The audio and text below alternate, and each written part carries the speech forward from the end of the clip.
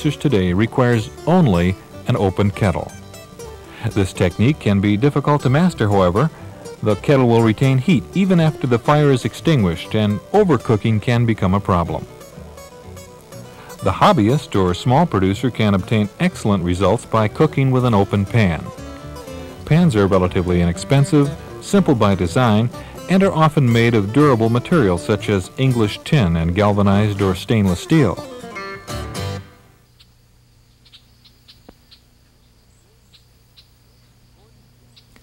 Gordon Janney, a resident of Sauk County in southwestern Wisconsin, likes to get out of the house when the first signs of spring appear each year. He taps enough trees to get only a few gallons of syrup from his woodlot. It's obvious that he doesn't do it for the money. Gordon started out with a very basic operation in his backyard, a simple open pan supported above a wood fire. After using this system for a few years, he made some ingenious modifications.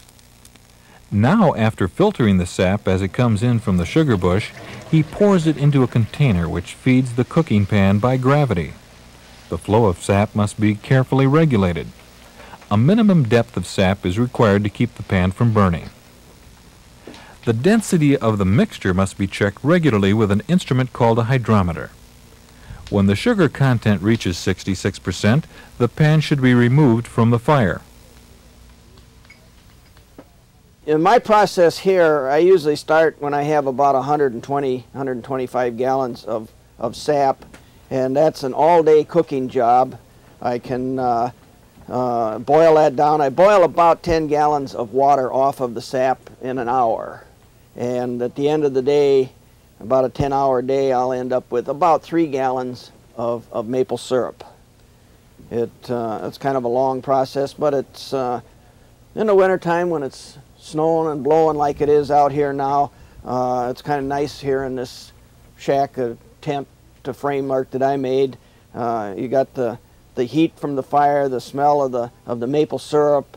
After a long winter, when you've been sitting in the house and can't get out and do things, when spring starts to break and you hear the birds, the blackbirds and the geese and stuff coming, it's just something in your blood that gets going, and you got to be outside. That's all there is to it. And this is a good way of being out and accomplishing something in the process. So.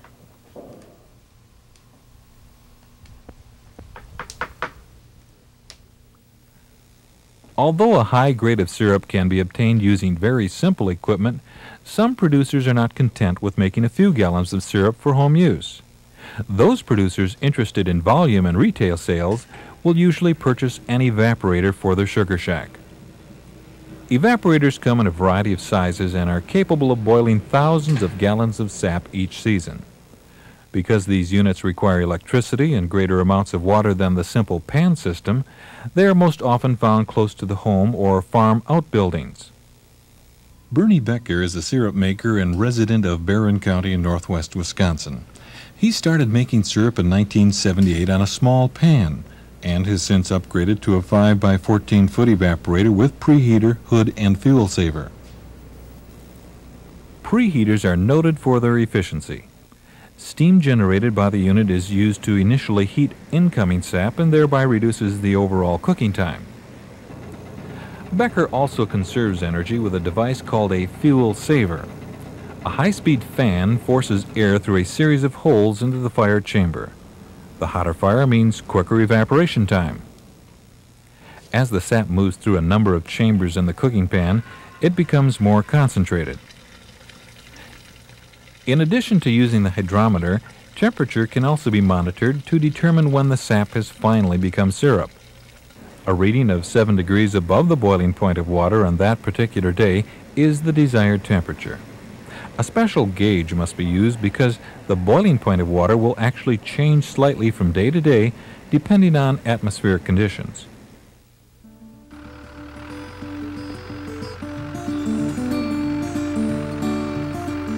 With a little help from some friends, the Becker Sugar Bush taps about 1,200 trees and produces nearly 300 gallons of maple syrup each year.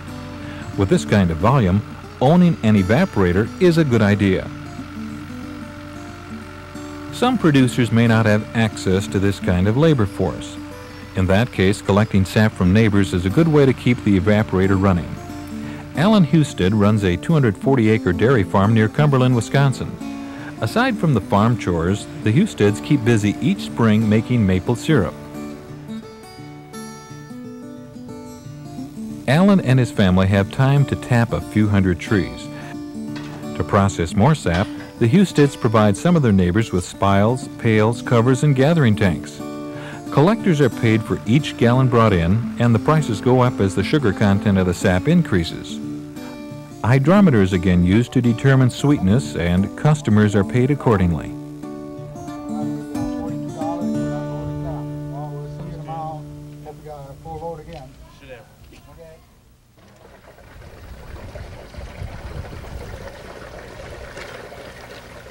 Normally, maple sap is around 3% sugar. Some large-scale producers are able to concentrate their incoming sap to about 8% sugar content using a device called a reverse osmosis unit. These expensive machines remove excess water by forcing the sap through a series of semi-permeable membranes. Starting with the thicker sap, of course, will reduce evaporation time.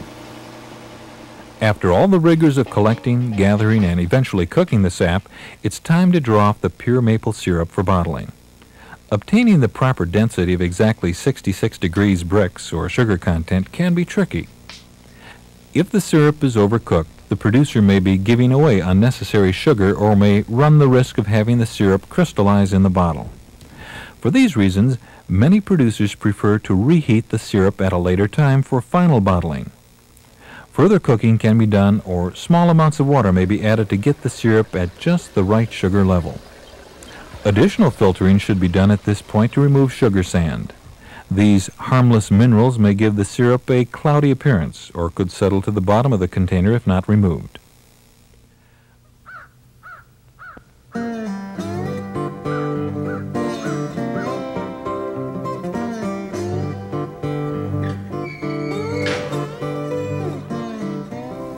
The art of making maple syrup does not necessarily come easy.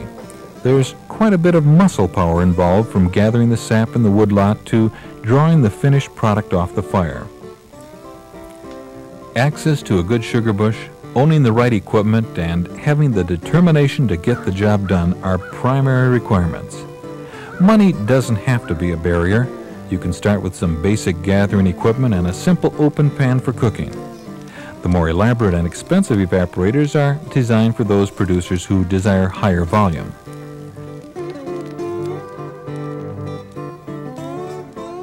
No matter which route of processing and cooking you choose, the reward is the same: pure Wisconsin maple syrup, something to be enjoyed the year round.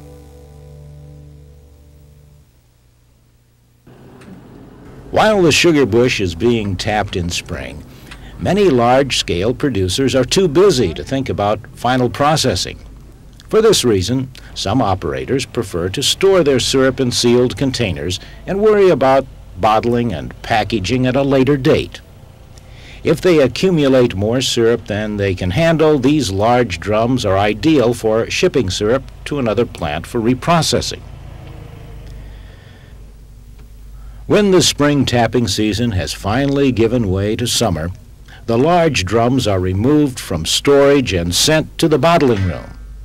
Here, the syrup is pumped into steam kettles or some type of cooker and heated to 180 degrees Fahrenheit. The syrup is stirred often to ensure even heating. Too much heat can overcook the syrup and darken its color.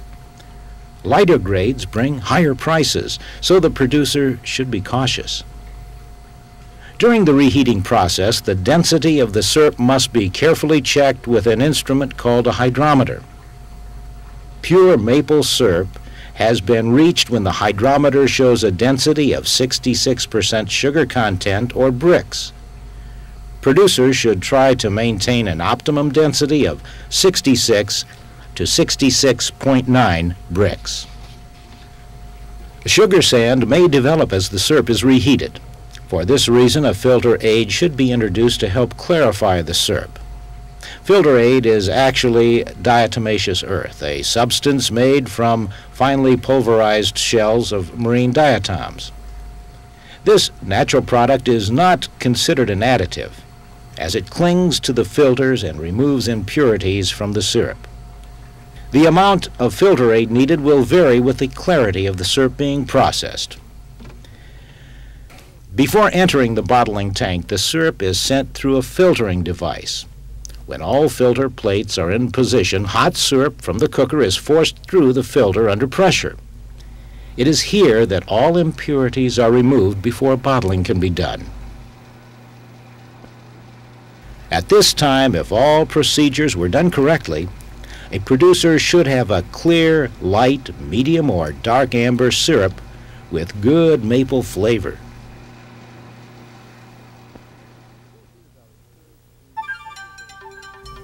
Producers are encouraged to enter their syrups for judging at the annual Maple Syrup Festival.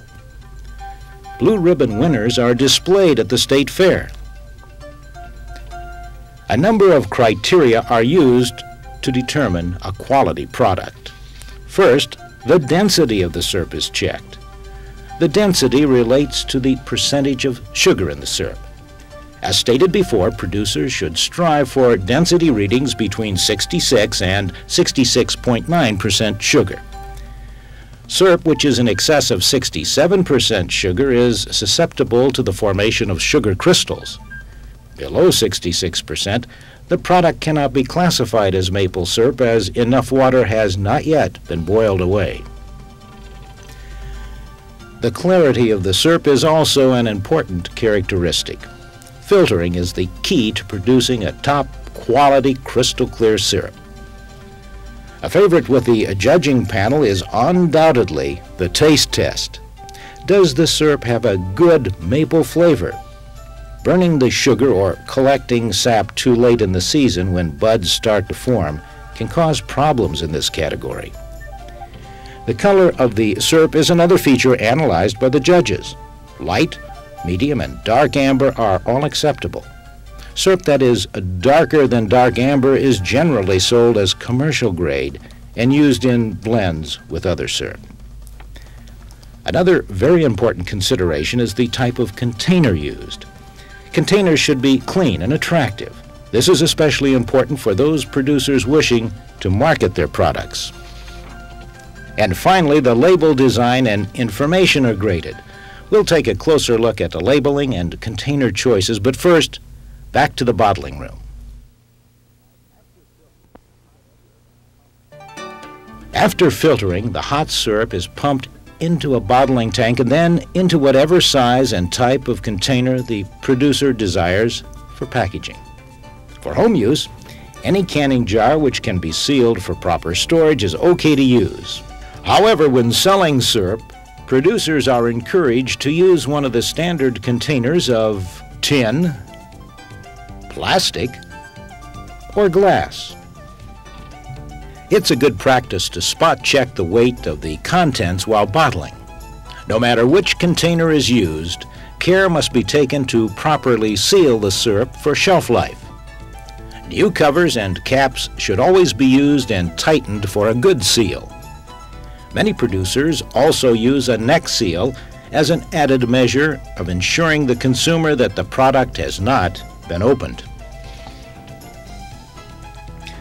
After all the hours of work collecting, boiling, and bottling, it would be a shame if nobody bought a quart or two to sample. That's where good labeling pays off. A pleasing label is what catches the eye in the retail outlet.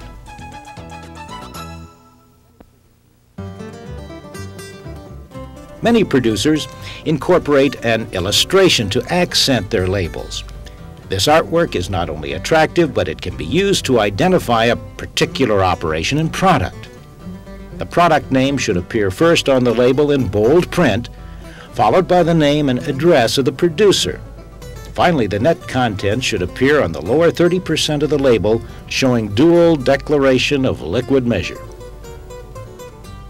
Some optional items to appear on the container include the Wisconsin Grade A label and the Something Special from Wisconsin sticker. Producers are encouraged to apply to the Wisconsin Department of Agriculture, Trade and Consumer Protection Marketing Division for a permit to use the Something Special logo.